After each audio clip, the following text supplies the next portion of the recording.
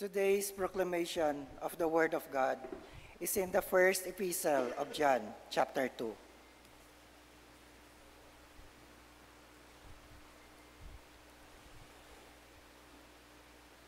Whoever denies the Son does not have the Father. Either he who acknowledges the Son as the Father also. Therefore, let that abide in you which you have heard from the beginning. If what you have heard from the beginning abides in you, you also will abide in the Son and in the Father. And this is the promise that he has promised us, eternal life.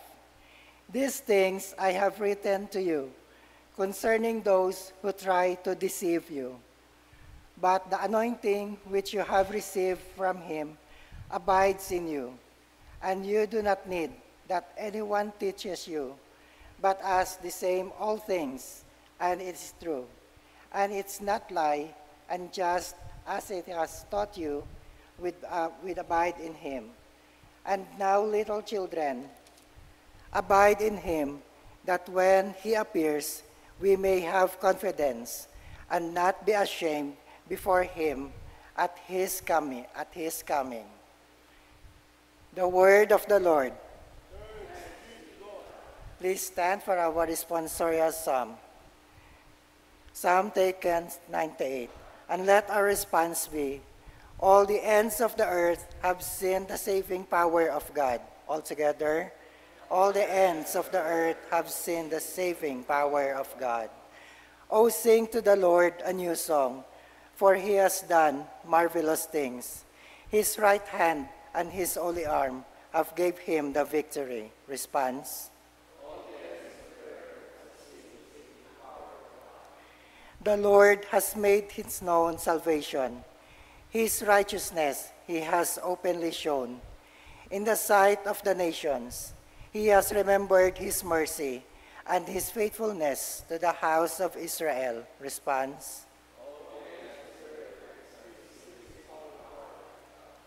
All the ends of the earth have seen the salvation of our God. Shout joyfully to the Lord, all the earth. Break forth in song, rejoice, and sing praises. Response. Glory be to the Father, and to the Son, and to the Holy Spirit.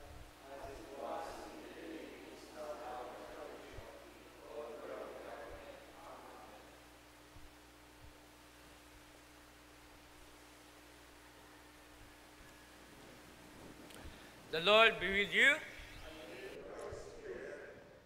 The Holy Gospel of our Lord Jesus Christ according to St. John chapter 1. Glory to you, Lord Jesus Christ. Now this is the testimony of John. When the Jews sent priests and Levites from Jerusalem to ask him, "Who are you?" He confessed and did not deny, but confessed, "I am not the Christ." And they asked him, "What then? Are you Elijah?" He said, "I am not." "Are you the prophet?" And he answered, "No." Then they said to him, "Who are you? That we may give an answer to those who sent us. What do you say about yourself?" He said, "I am the voice of one crying in the wilderness, make straight the way of the Lord."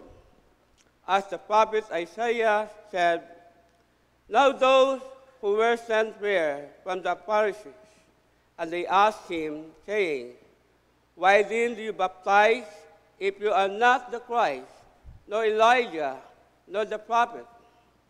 John answered them, saying, 'I baptize with water, but there stands one among you whom you do not know.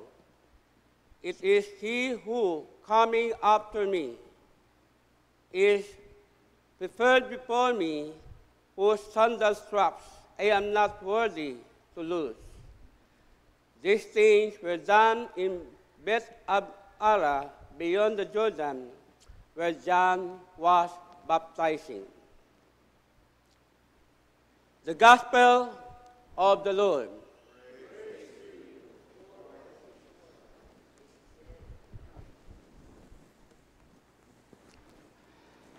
Sa aton nga Gospel of St. John, chapter 1, verse 19 to 28. Noong mga pinuno ko mga Hudyo sa Jerusalem, nagpadaga it mga pari, ag Levites, para pangutanon si San Juan Bautista kung imaw gid baga do Kristo.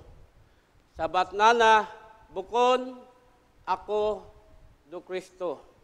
Do tanan nga mga pangutanan da kay St. John, gimbalibar na bukon imaw si Elias, ag bukon man imaw it siyang kapropeta. Kundi ginhambal na niya, ako si Juan, nga sambato, nagasinggit sa disyerto. Nga maghimo kamo it tadlong nga dagan nga mag-aabot do Ginoo. Pero ginatukoy ka na, St. John, hayro, tagipusoon it tao. No? Nga tadlugon do anda nga dagan. Sanay nga mabako-bako, kung ano man doon, dapat ayuson, dapat tapanon. Kung katon pa, kung kamusta do atong relasyon sa Diyos. Kung kamusta imong commitment sa atong nga Ginoo. Ginaayos ba atong kaugalingon? Uwa. Do atong batasan? Uwa. Agdiyon ginapabot it Ginoo sa andang nga time. Kung kamusta andang relasyon sa andang Ginoo, do andang pagtuo sa Dios. Agdi man da magayo sa aton nga kabuhi mga igmanghod. Nga ayuson naton do aton nga kaugalingon sa pag-abot ko aton nga Ginoo. Aba ni St. John sa mga tawag nga niya sa verse 26, ako magabautismo sa tubig.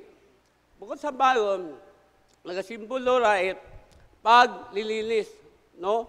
Paghinusog at pagtalikod sa andang mga saga o sa aton man nga mga saga. Pero, abanana, hindi ako karapat-dapat magtanggal sandalyas. Na may mas gamhanan pa kakon. Agimaw magabautismo kinyo sa Espiritu Santo ag sa apoy. Ag sino ginatukoy ni St. John kara si Jesus Christ, nga aton nga Ginoo. Na kung sa ibang scripture sa Matthew chapter 3 verse 11 to 12, ginaba na ito nga imang magadagai kalaykay, no? Ag-ana nga kalaykayon do manami agrubukon. Kumbaga, do upa agro pasi, no? Ginatawag. Kung sino lo tangpad agbukon it, tangpad. Kung katon pa, kung daw naton, di ba kung may gapaubra kita it, sing-sing, ginatestingan nanda ron, ginatubog nanda, kung matuod, kung pure, kung bukon. Agkaroon, ginatestingan man kita it, atong Ginoo, kung gaano kahimpit do aton nga relasyon sa Ginoo hasta sa katapusan. Ay kung bukod himpit do aton pagserbisyo sa Dios, kung hapaw-hapaw mo lang, ay pag-abot in judgment, ay kita, alinon. Pag-alinon, o hamba naton nga pag-sunugon sa kayayo. Kani, ginapadumdum kita Ginoo, na kung sa baka nga padayon kita ginaprepara ko atong Ginoo. Padayon nato ginaprepara atong tagipusoon paagi sa pagserbisyo, pagdayaw sa aton nga Ginoo. Ngani ginaingkaya sa Ginoo nga padayon kita magapit sa Dios. Ako ano man dato makasaganan, padayon kita maginusog, no? Ug ngamba baka magkita perfecto, pero grasya Ginoo una gyapon padayon nga patawad katon. Ngani sa kabuhi ni St. John the Baptist, matuod, pauna imaw, yung padagayas kalibutan, para piparahon do, dagan. Ang makita natin, na kasi si St. John, bisan abura naging baptize ng mga tao, so sambilog kita, ako na ilaan ka na, no? Ako na ilaan ka na. Una, kita kalaro, pakumbaba. Huwag kita yung magpabugay, bisan abura naging baptize, daga sa Ginoo, huwag kita yung magpabugay sa nga sarili. Kaya sa na, imaw sambilog nga instrumento, nga ipadaga, iya sa kalibutan, para piparahon dudagan kagipusoon tao, sa pag-abot ko atong nga Ginoo.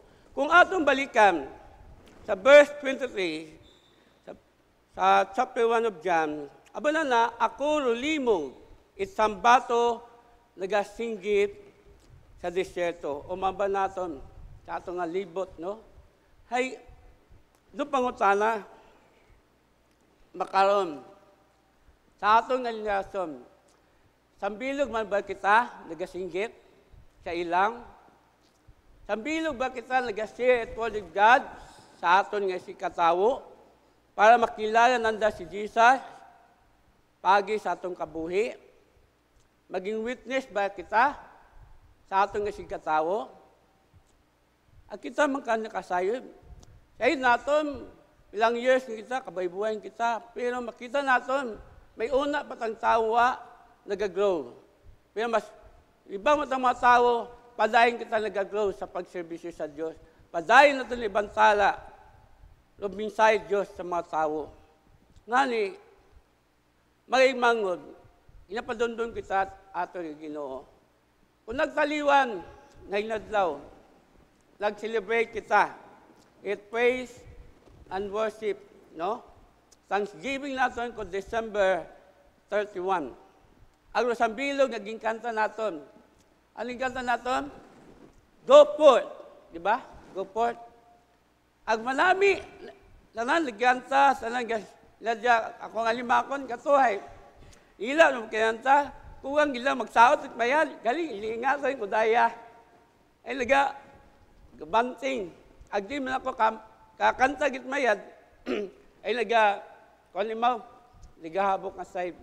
Kung namatay, ligalak, inamakawin, walang ano, what po ay inom tubig. Matood sa akon niya, life. Abo ang pinapasamatan ko sa Ginoo. Huwag pa nung garuha dahil sa pasiraman sa Ginoo. Ano yung mga kong Lord? Aba ko nga ni, let us go forth in the name of Christ. Doon na itong mission, maigmangod. Naipabot, duminsay Diyos. Bukod niya mang nagakanta kita, no? Dapat ipakita sa aton nga kabuhi. Amen? Malamig ka kanta, pero yung pinaka-importante, i-share natin si Jesus sa aton nga kabuhi. Dahil doon aton nga mission.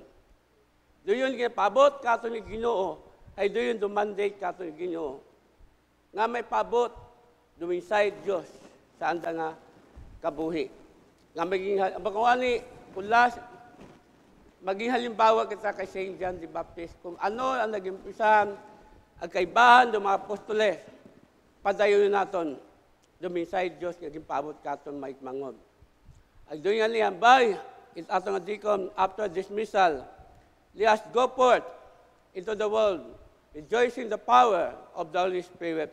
Ngani, una kita may kalipay sa pagserbisyo sa Diyos, nga paiba, abot, duminsay Diyos sa mga tao. Kung may mga tao na ila, magbaton, doon datong kalipay. Pero kung wala ila tao magbaton katon, sige, padayan kita. Dahil doon dumisyon katong Ginoo, nga may pabot, duminsay Diyos sa mga tao. Agabi sa tanan, una do kalipay sa ato nga tigpusoon. Amen?